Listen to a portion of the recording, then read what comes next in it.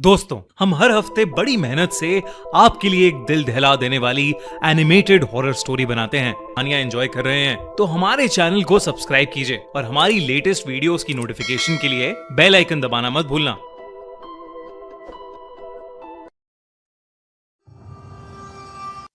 आज की कहानी हमारे सब्सक्राइबर साहिल के साथ हुई एक सच्ची घटना पर बेस्ड है।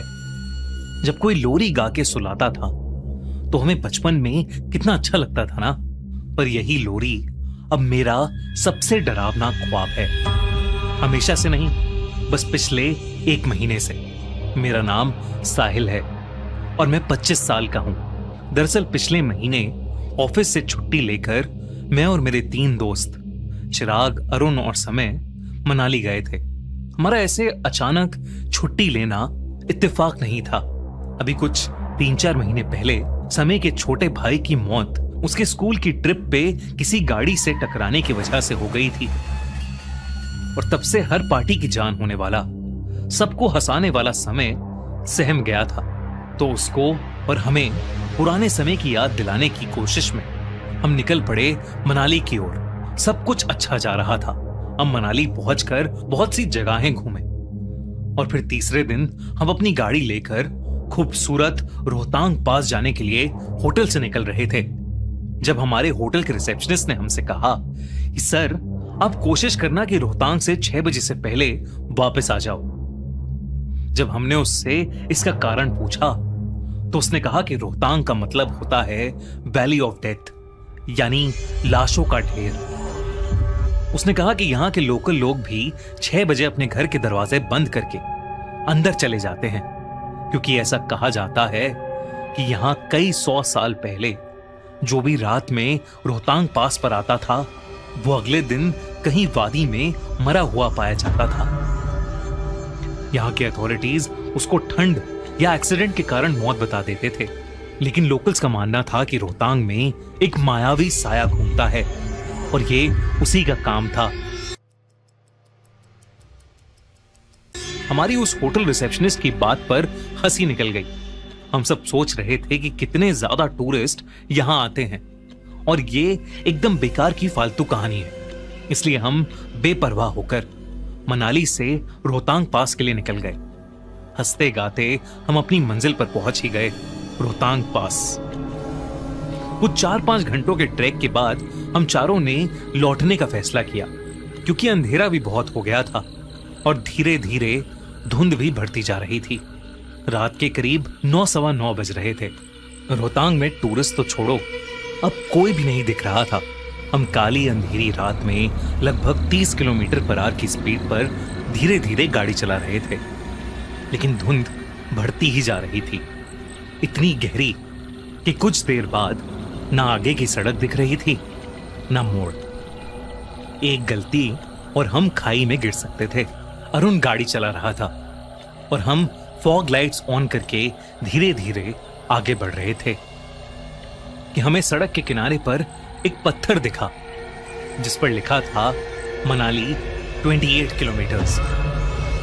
पर अजीब बात यह थी कि इतने अंधेरे और सर्द भरी रात में उस पत्थर पर एक आदमी बैठा था जिसने केवल एक धोती और ऊपर एक कपड़ा टांगा था। मुझे ये बात बहुत अजीब लगी, लेकिन मैंने कुछ बोला नहीं। फिर इससे भी अजीब बात हुई। करीब 20 मिनट कार चलाने के बाद हमें फिर वही पत्थर दिखा जिस पर लिखा था मनाली 28 किलोमीटर्स, और इस पत्थर पर भी वही आदमी बैठा था। शायद हमने गलत रास्ता ले लिया था। मैं बोलने ही वाला था कि तभी चिराग बोल पड़ा, यार मैं तुम सबको डराना नहीं चाहता, पर 20 मिनट पहले भी मुझे सेम पत्थर दिखा था, मनाली 28 किलोमीटर्स, और उस पर कोई बैठा था, एक आदमी जिसने सफेद रंग की धोती पहनी थी ना।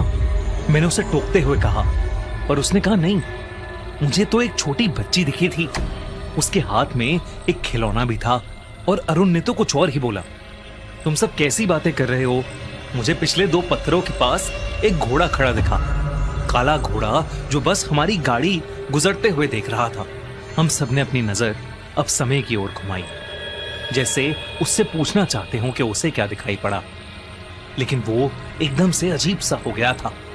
वो यही दोहराता रहा कि किसी को हमारी जरूरत है और अगर कोई मदद मांगे तो हमें रुकना चाहिए। हम सब थोड़े घबरा गए, मगर किसी ने कुछ कहा नहीं। अरुण ने कहा कि शायद हम गलत रास्ते पर चले गए थे और अब वो और ध्यान से गाड़ी चलाएगा।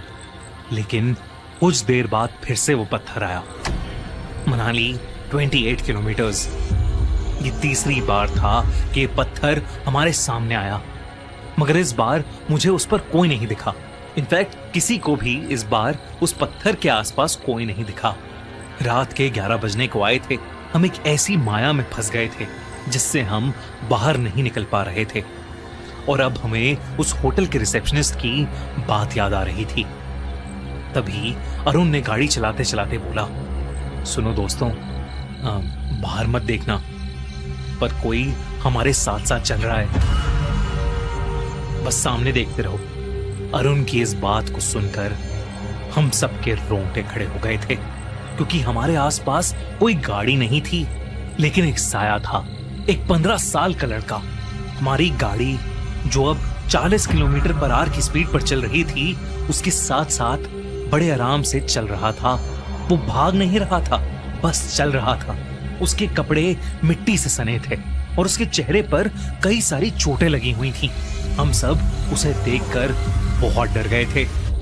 तभी समय ने कहा कि शायद इसे हमारी मदद चाहिए और उसने अपनी खिड़की खोल ली और उस बच्चे की ओर बस एक तक देखता रहा।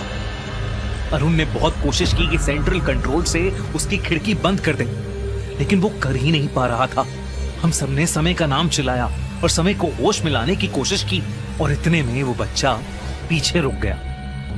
और जब मैंने गाड़ी के रियर व्यू मिरर में देखा तो वो लड़का वहां खड़ा था और वेव कर रहा था और उसे पीछे के शीशे में देख समय भी मुस्कुराकर हाथ हिला रहा था। इस हादसे के बाद हमने गाड़ी की स्पीड और तेज कर ली और फाइनली हमें एक पत्थर दिखा जिस पर लिखा था मनाली 16 किलोमीटर्स। हमने चैन की सांस भरी और अरुण ने बस 2 बजने से कुछ मिनट पहले हमें होटल पहुंचा दिया। हम सब ने तय किया कि हम इस घटना के बारे में कल सुबह बात करेंगे और सब चुपचाप सो गए। पर रात को 3:30 बजे मेरी किसी गाने की आवाज से आंख खुल गई और मैंने जो देखा उसे देखकर मेरी रूह कांप गई। समय उठा हुआ था और एक छोटे बच्चे की तरह खुद को शीशे में देखकर लोरी गा रहा था।